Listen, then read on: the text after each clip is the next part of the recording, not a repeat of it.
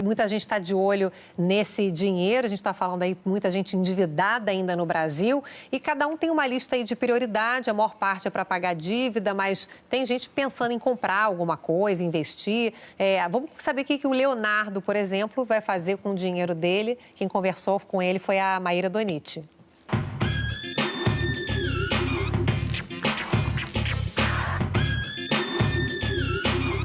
Muita gente que tem conta de FGTS nativa até 31 de dezembro de 2015 mal pode esperar para correr para o banco para sacar qualquer quantia, independentemente do valor. Agora, será que vale a pena para todo mundo? Para entender isso melhor, eu vim conversar com o Fábio Galo, que é professor de Finanças da PUC São Paulo. Professor, qualquer pessoa, o senhor recomenda que qualquer pessoa saque essa quantia? Sim. Pelo fato do Fundo de Garantia render muito pouco frente a outros tipos de aplicação. Mas a resposta importante é, o que você vai fazer com esse dinheiro depois de sacar?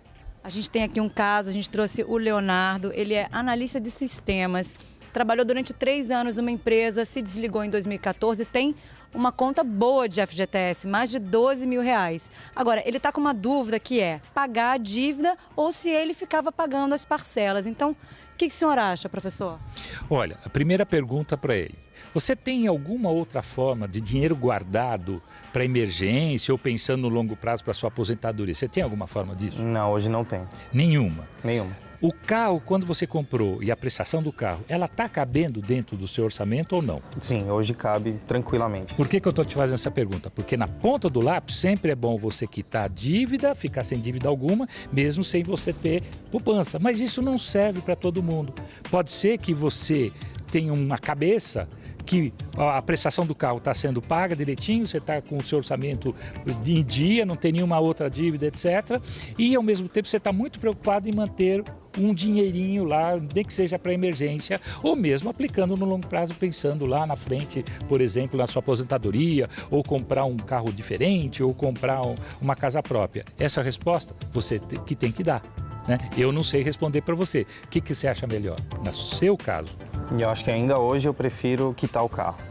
Prefere quitar o carro? Se livrar, então, dessa... Me livrar da minha dívida lá. Tecnicamente, você está certíssimo. Sai fora da dívida e pronto. Mas lembre-se também que você vai ter que criar, mais para frente, alguma forma de poupança. Veio uma pergunta que é muito constante para mim. Mas eu não sei quando eu vou usar dinheiro. Eu vou precisar e quero só deixar esse dinheiro para uma emergência. Aí, até a velha caderneta de poupança é útil.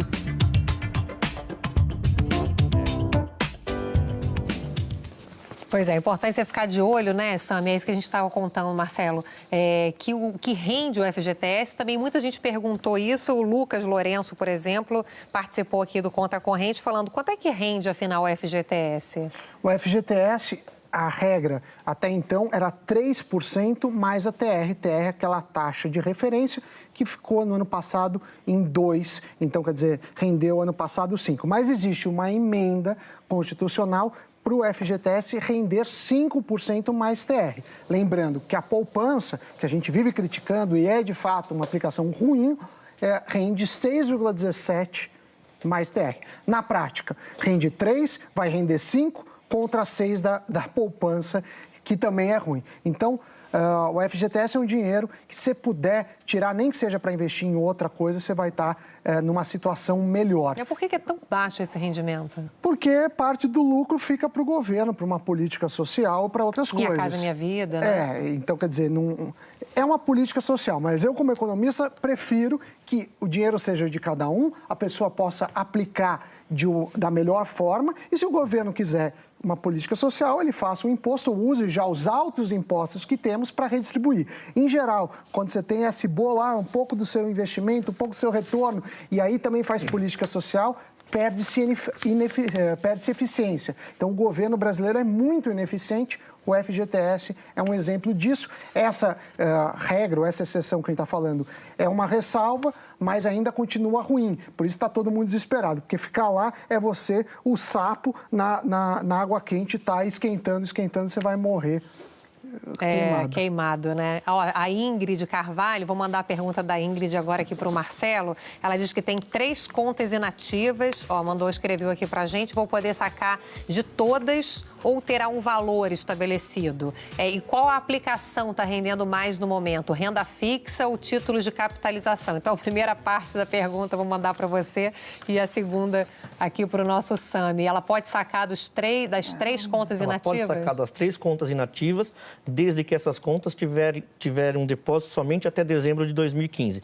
Se forem 3 contas inativas e a última teve depósito somente até dezembro de 2015, ela pode sacar tudo sem nenhum tipo de restrição, não tem nenhum limite para isso. E é bom que a Ingrid está pensando já em investir também, tá né? Ótimo, a Ingrid, tô animado com a Ingrid, parabéns de pensar no futuro, no investimento. Agora, título de capitalização não é nem investimento, sequer é um investimento, esquece isso, que não vai fazer seu dinheiro render, tá ligado à loteria, à sorte, a outro tipo de objetivo.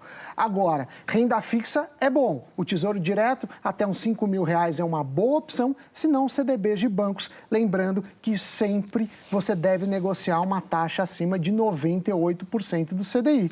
Caso não consiga, vá no velho e bom Tesouro Direto, pelo menos velho e bom para quem é do conta, porque a gente gosta de falar bastante dele. Fala sempre, né, Sami? E tem muita gente mandando pergunta também aqui sobre o crédito complementar de contas inativas. Luiz Camacho mandou essa pergunta. O Marcos Fonseca diz que aparecem valores de contas inativas e de créditos complementares. Então, ele quer saber se o crédito complementar também pode ser sacado. O que é esse crédito complementar? Crédito complementar é das aplicações que são feitas durante o período de vigência, durante o período que a pessoa tem o dinheiro aplicado.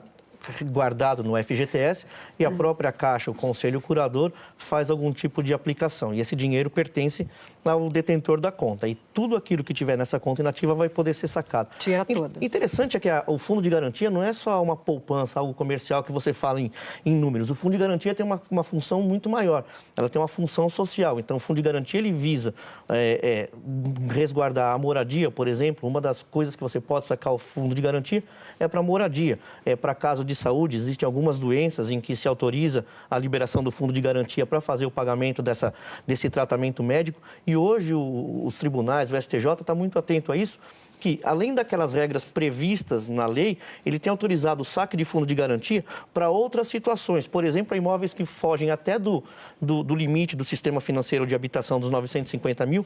Se a pessoa tiver inadimplente, ela precisar sacar esse fundo para pagar essas parcelas, os tribunais têm autorizado fazer isso por conta da função social. Não parece lógico, não parece interessante que alguém que tem uma poupança forçada corra o risco de não conseguir cuidar do seu ente, corra o risco de não conseguir pagar o seu imóvel e esse dinheiro fique parado lá sem nenhum rendimento. O problema é que essa poupança forçada é uma poupança que rende menos que a inflação. Então, quer dizer, tem que render pelo menos a inflação, você perde o poder de compra. Não é uma poupança em poder de compra, é uma despoupança, porque cada vez você está perdendo dinheiro e você não tem opção, você fica sequestrado. A função social é importante, mas, no meu entendimento, custa muito caro se você comparar no longo prazo esses 5% ou 3% que vale até então, com 10%, 12%, 13% que você poderia estar ganhando numa aplicação mais convencional. Pois é, a gente já ganha tão pouco, né? O objetivo do governo é que todos esses saques das contas inativas deem aí um empurrãozinho a mais para o salário aí do brasileiro, para a economia voltar a crescer um pouquinho mais,